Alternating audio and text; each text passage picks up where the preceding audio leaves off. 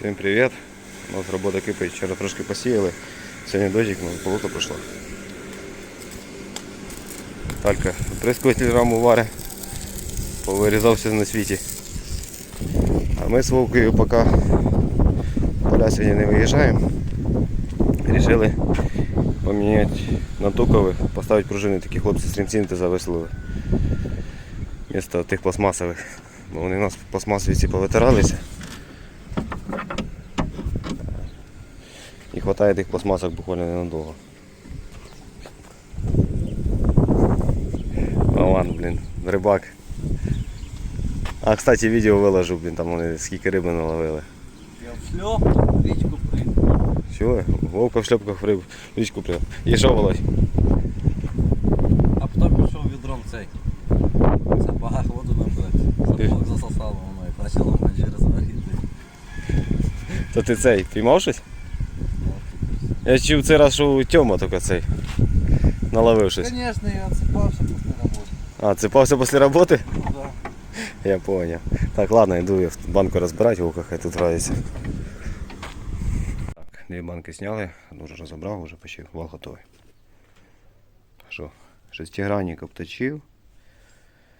Сделаю полукруглый, ну и згнив, если честно. И отверстие просрубил на 8. Доставка не грола. Ось. Чого? Так, ладно. Так, пароль заповнили. Хто заповнив пароль?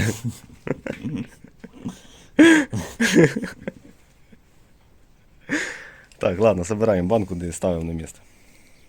Так, по удобрениям закончили. Так вот, валы получилось. Вот такие вот пружины. Короче, замена пружин времени вышла на 4 банки, ну, десь часа 3. Вовка там он культиватора вцепив уже.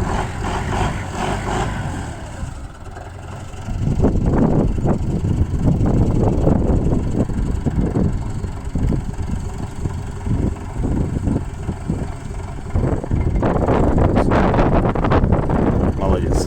Подцепився. Так, посівалки в мене вже все. Завтра будемо і культивувати, і сіяти. Так що пока на цьому відео. Ну, це відео на сьогодні. Пока, всім пока. А там буде видно. Будемо показувати, що це інтересно. Все, підписуємося на канал. Всім пока.